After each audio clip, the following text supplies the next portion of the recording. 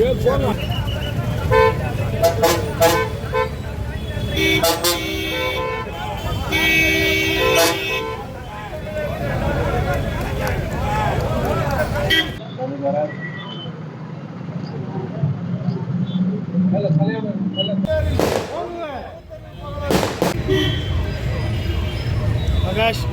அணி, மருத்துவர் அணி, அத்தனை அணிகளை சேர்ந்த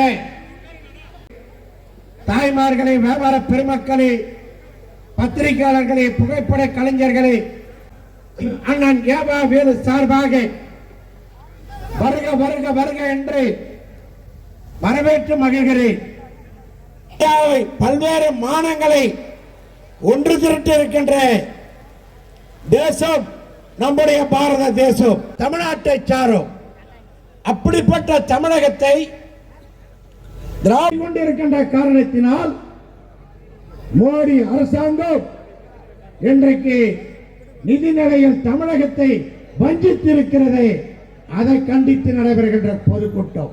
தந்தை பெரியார் பிறந்த ஈரோட்டு மண்ணில் நடைபெற்ற இடைத்தேர்தலில் இமாலய வெற்றியை தளபதி மு.க. ஸ்டாலின் அவர்களுடைய தலைமையில் இயங்கிக் கொண்டிருக்கிற திராவிட முன்னேற்ற கழகத்துடைய கூட்டணிக்கு மிகப்பெரிய வெற்றி கிடைத்திருக்கிறது. இந்த இடைத்தேர்தலில் இங்கே தந்தை பெரியார் அவருடைய சிலைக்கு முன்னால் மாலை அணிவித்து மகிழ்ச்சியோடு நாங்கள் வந்திருப்பதற்கு காரணம், எந்த பெரியாரை இழிவுபடுத்தலாம் என்று நினைத்தார்களோ அவருடைய எண்ணங்களிலே மண் விழக்கூடிய அளவுக்கு மிகப்பெரிய வெற்றியை திராவிட முன்னேற்ற கழகம் பெற்றிருக்கிறது. எதிர்த்து நின்ற திமுகவை எதிர்த்து நின்ற யாரும் டெபாசிட் பெறவில்லை. இது மகத்தான வெற்றி. 2019 தளபதி மு.க. ஸ்டாலின் அவர்கள் திராவிட முன்னேற்ற கழகத்துடைய தலைவராக பொறுப்பேற்றுக் கொண்ட பின் தொடர்ந்து நடைபெறுகிற அனைத்து தேர்தலிலும் திராவிட முன்னேற்ற கழகம் வெற்றி பெற்று வருகிறது. 2019 மகத்தான வெற்றியை பாராளுமன்ற தேர்தலில் அடைந்தோம்.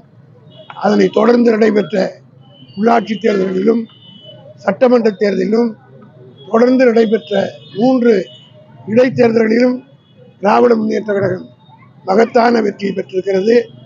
ஒவ்வொரு இடைத்தேர்தலுக்கு முன்னாலும் எதிர்கட்சிகள் இந்த அரசின் மீது மிகப்பெரிய அவதூறு எல்லாம் சொன்னார்கள். குறிப்பாக நாடாளுமன்ற தேர்தலில் 2024 40க்கு 40 திமுக வென்றதற்கு பின்னால் அதோடு விக்கிரவாண்டி தேர்தலில் நடத்தியிருக்கலாம். ஆனால் நடத்தாமல் தனியாக வைத்து அதற்கு இடையிலே அசம்பாவிதங்கள் 1-2 நடைபெற்று விட்டது. கள்ளக்குறிச்சி நிகழ்ச்சி, அதே போல சென்னையிலே ஆம்ஸ்ட்ராங்கருடைய கொலை வழக்கு, இந்த 2ஐ வைத்துக்கொண்டு விக்கிரவாண்டி தேர்தல் நடைபெறுவதற்கு 2-3 நாட்களுக்கு முன்பாகவே இந்த நிகழ்வுகளை எல்லாம் பெரிதுபடுத்தி பிரச்சாரம் செய்தார்கள். என்றாலும் தளபதி மு.க. ஸ்டாலின் கூட பிரச்சாரத்துக்கு செல்லவில்லை. எங்களுடைய இளைய தலைவர் உதயநிதி ஸ்டாலின் அவர்கள் அந்த தேர்தலிலே ஒரே நாள் பிரச்சாரம் செய்தார். 62,000 ஓட்டு வித்தியாசத்திலே வெற்றி பெற்று காட்டினோம். அடுத்து இந்த இடைத்தேர்தலில் திராவிட முன்னேற்ற கழகத்துடைய தலைவர்கள் யாரும் பிரச்சாரத்துக்கு செல்லவில்லை. முழுக்க அங்கே உள்ளூரில் இருக்கிற திமுகவினரும் கூட்டணி கட்சியினருமே அவர்களாகவே நடத்திய இந்த தேர்தலில் மிகப்பெரிய வெற்றியை நாங்கள் அடைந்திருக்கிறோம். இந்த வெற்றி தந்தை பெரியாருக்கு கிடைத்த வெற்றி. தந்தை பெரியாரை பற்றி இழிவு பேசுகிறவர் யாராக இருந்தாலும் அழிந்து போவார்கள் என்பதற்கு இந்த தேர்தல் முடிவு. இதே போல்தான் தந்தை பெரியாரை வைத்து திராவிட முன்னேற்ற கழகத்திற்கு மாசு கற்பிக்கலாம் என்று 71 தேர்தல் நினைத்தார்கள். அந்த 71 சட்டமன்ற தேர்தலில் மிகப்பெரிய வெற்றியை திமுக பெற்றது. 184 இடங்களில் வெற்றி பெற்றோம். இந்த தேர்தலுக்கு முன்னால் பெரியாரை இழிவுபடுத்தி பேசுவதனுடைய விளைவு 90,000 ஓட்டு வித்தியாசத்தின் அடித்தல் வெற்றி பெற்றிருக்கிறோம். 2026 இதே வெற்றி தொடரும். ஆனா எதிரிகளே இல்லாத தேர்தல் களத்துல திமுக பெற்ற வெற்றியே இல்லைன்னு சொல்லி தமிழிசை சவுந்தரராஜன் சொல்லிருக்காங்க. தமிழிசை தான் முதல்ல ஓட்டு போட்டிருக்காங்க. அவங்க கட்சி சட்டமன்ற உறுப்பினரே போய் ஓட்டு போட்டாங்களா இல்லையா? அது எப்படி தமிழிசை வந்து எதிரியே இல்லைன்னாங்க? அப்போ அவங்க மேலே அவங்களுக்கு நம்பிக்கை இல்லையோ? அவங்க கட்சி எம்எல்ஏ ஓட்டு போட்டாங்கல்ல, அப்போ ஓட்டு போட்டாங்கன்னா தேர்தலில் கலந்துருந்தாங்கன்னு அர்த்தம். இந்த வாங்கிய ஓட்டு கூட சீமானுடைய ஓட்டு மட்டுமல்ல, அவர் ஏற்கனவே 12,000 ஓட்டு வாங்கினார். பாஜக வந்து 13,000 ஓட்டு வாங்கிச்சு. அந்த கணக்குப்படி பார்த்தீங்களா, ஆனால் 25,000 ஓட்டு வித்தியாசத்தை வாங்கியிருக்கணும். அது கூட வாங்கவில்லை. ஆக பிஜேபி முழுக்க முழுக்க இந்த தேர்தலில் எல்லா விதமான உதவியும் அந்த சீமான் கட்சிக்கு செய்தது என்பது எல்லோருக்கும் தெரியும். எச் ராஜா அறிக்கை விட்டார், அண்ணாமலை பாராட்டினார், எல்லா பாஜக தலைவரும் பாராட்டினார்கள். போதாதற்கு அந்த கட்சி எம்எல்ஏ போய் ஓட்டு போட்டாங்க. ஆகினால திராவிட முன்னேற்ற, அதாவது இவங்க பெரியாரையும் திமுகவும் எதிர்க்க நாங்கள் வலுவோடு வளரும். தேர்தல் வெற்றி அதிமுக கூட்டணியில இப்போ புதிய விஜய் அணை வரான். டெல்லியில பாஜக இப்ப இன்னைக்கு வெற்றி பெற்றிருக்கிறாங்க.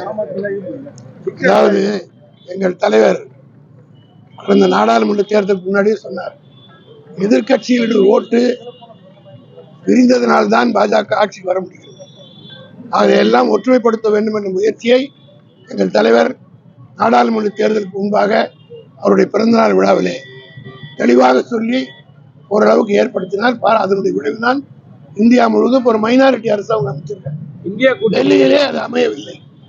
நீங்கள் பார்த்தீங்கன்னா ஒரு 15 இடத்துக்கு மேலாக ஓட்டு ஸ்பிளிட் ஆனதுனால வந்திருக்கிறாங்க. அதனால மற்ற நாளை காலையில் மொத்த விதியும் பார்த்துக்கிட்டோம். தமிழகத்துல போதை கலாச்சாரத்துலதான் வந்து இது போல வந்து சிறுமிகள் பெண்கள் வந்து பாலியல் தொந்தரவு அதிகரிச்சுன்னு சொல்லி பிரேமலதா விஜயகாந்த் சொல்லியிருக்காங்க. கமெண்ட் அடிக்க விரும்புகிறேன். அதை பற்றி நான் சொல்ல விரும்புகிறேன். காரணம் என்னன்னா, தேவையில்லை, இது நல்ல மகிழ்ச்சியான நேரம். நாங்கள் சந்தோஷம். அவங்க குற்றச்சாட்டுகள் சொல்வதற்காக தான் சில பேர் இருக்கிறார்கள். அந்த குற்றச்சாட்டுகளுக்கெல்லாம் இவ்வளோ பெரிய வெற்றியை பெற்றிருக்கோம்ல, இதெல்லாம் வச்சுதானே பத்திரிகைலாம் வந்து இல்லை, ஊடகங்கள் எல்லாம் கொடுக்குற பேட்டியெல்லாம் நீங்கள் பார்க்குறீங்களே, அதை பார்த்து தானே பொதுமக்கள் இவ்வளோ பெரிய வெற்றிகள் கொடுத்துருக்காங்க. இதுக்கு பிறகாவது பிரேமலதா திருந்த வேண்டும்.